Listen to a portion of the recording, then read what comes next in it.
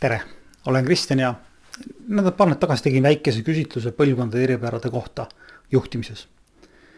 Vastused kujunesid viigiliseks. Tegelikult uuringud näitavad, et sellega võiks arvestada, aga selle alusel ei saa teha põhjapanevaid uuringuid ühe või teise põlvkonna juhtimisstiili eelistustest. Inimesi mõjutab lisaks ajastule nende kodune olukord, sõpruskond, nende karjäär ja tegevusvaldkond. Sest lõppkokkuvõttes saab määravaks see, kuivõrd inimene on kohane olukorra muutustega. Ja sobiva juhtimisstiili leidmiseks tuleb rakendada hoopis teisi meetmeid kui põlvkondade iseärasused. Ja sellest tahaks natukene rääkida. Tõenäoliselt on paljud teist läbinud hulgaliselt erinevaid juhtimiskoolitusi, kus räägitakse juhtimisstiilidest, kuidas neid kasutada ja miks nad head on. Kas te olete mõelnud mõnikord sellele, et mis on ühe või teise juhtimisstiili kasutamise eelduseks? Ma ei pea silmas seda, et juht teab, kuidas seda kasutada. Vaid küsimus on see, et kas teine osapool, töötaja või teine inimene on valmis selle stiili järgi tööd tegema või ülesannet täitma. Kõige hullem, mida juht saab teha, on see, et ta surub peale enda lemmikjuhtimisstiili teisele osapoolele, kellel ei pruugi olla vajalikud teadmised, oskused ja kogemus. Muideks, vale juhtimisstiili kasutamine võib mõjuda ka pärssivalt. Ehk siis tiim hakkab tööle hoopis halvemate tulemustega, kui ta seni on teinud. Aga mis siis on olukorrapõhine juhtimine? Esmalt vaataks üle 3 põhimõistet: juhtimine, juht ja juhtimisstiil. Teise maailmasõja kõige üks kuulsamaid väejuhte Eisenhower on öelnud, et juhtimine on see, kui sa paned kellegi tegema midagi, mis on sinul vaja, ja inimesed, kes seda teevad, arvavad, et see on neile vajalik. Ehk siis juhtimine on tegelikult igasugune katse mõjutada teist isikut või gruppi ja nende käitumist. Määravaks on siin katse mõjutada, sest alati ei pruugi see toimida. Ja siis tuleb juhtimisstiili muuta, ehk siis me ei saa alati tulemust, mis me tahame. Seega, juht on igaüks, kes vaatamata oma positsioonile mõjutab teisi. Seega organisatsioonis on igaüks on tegelikult juht, kes teisi mõjutab ja tahab, et keegi teeks midagi ära. Ja juhtimisstiil on sisuliselt käitumismuster, mida tajub tegelikult teine isik. Sinu juhtimisstiil ei pruugi olla see, kuidas sa ennast näed, vaid määravaks on see, kuidas see teist osapoolt kõnetab. Ei ole olnud, mida sa kavatsed teha, vaid tähtis on, mida teine osapool tegema hakkab. Mis juhtub, kui eesmärk jääb täitmata? Kas siis ei toimunud juhtimist või see oli ebaefektiivne? Efektiivne juhtimine on juhtimisstiili kohandamine, et saavutada mõjutatavate sooritus. Ehk siis efektiivne juhtimine on siis, kui juht kasutab juhtimisstiili, mis paneb teised tegema seda, mida tema tahab.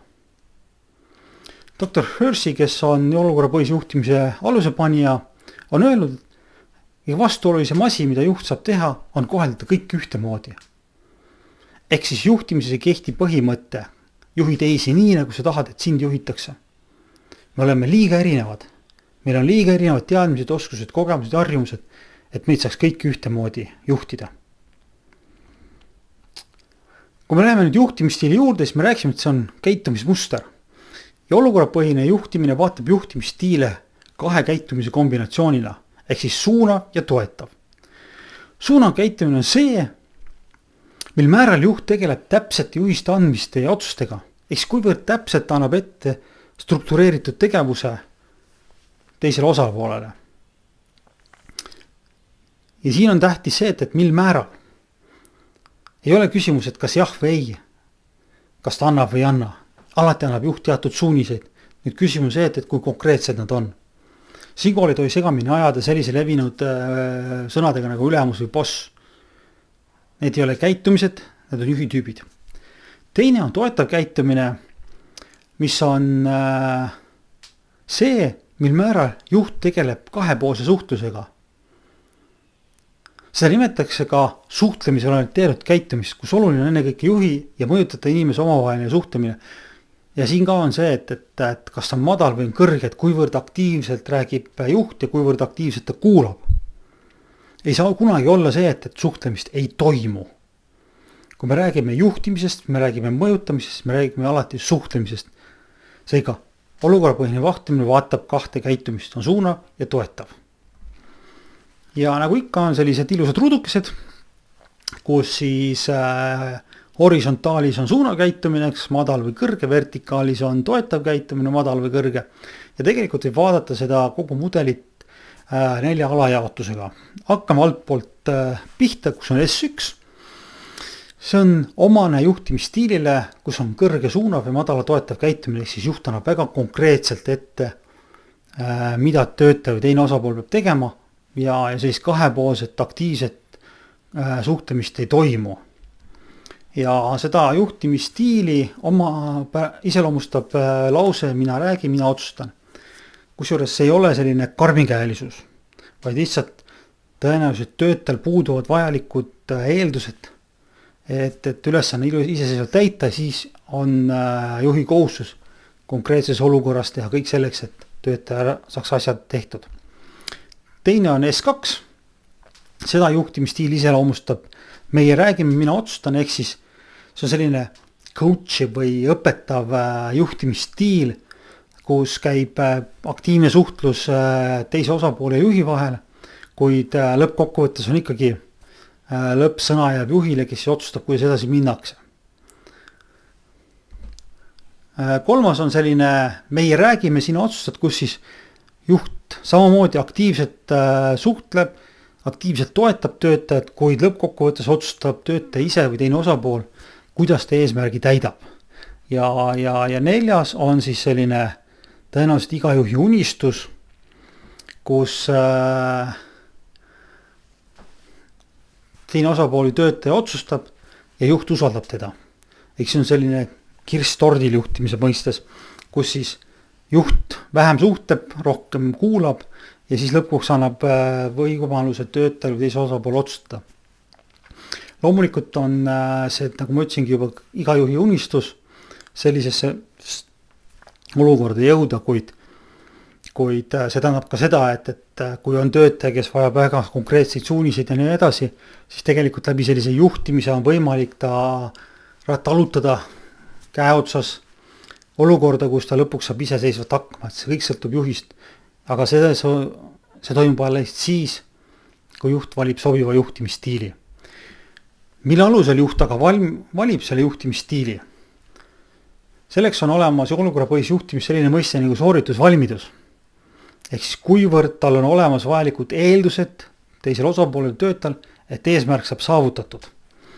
Ja sooritusvalmidus koosneb 2 komponendist, üks on suutlikkus ja tahe, milline on nende 2 komponendi määr töötajal olemas, et konkreetset ülesannet täita ja tulemust aktsepteerida. Suutlikkuse all vaatame me siis teadmisi, oskusi ja kogemusi, mis ühel või teisel inimesel või rühmal on konkreetse ülesande ja tegevuse täitmiseks. Tahe on siis juba selline inimesest või grupist sõltuv suuresti vaimne pool, kuivõrd enesekindel ta on, kuivõrd pühendunud tal on, kui palju tal motivatsiooni midagi teha. Ehk siis on selline emotsionaalne pool, ehk siis näiteks kui inimene on stressis, ta on võib-olla tipptegija, aga tal on momentil on suur stress, siis tal suutlikkus on olemas, aga ta selline pühendumus, võimalus keskenduda tööle on väga väike ja siis peab juht vastava siis stiili valima. Ja seetõttu on ka siis nii nagu oli juhtimisstiile, oli 4, on ka sellised sooritusvalmidustöötajatel on 4, kusjuures R1, R2, 4 on see, kus on nagu öeldud siis väga tugev juhipoolne sekkumine vajalik ja R3, R4 on siis see, kus on töötaja rohkem ennast juhtiv.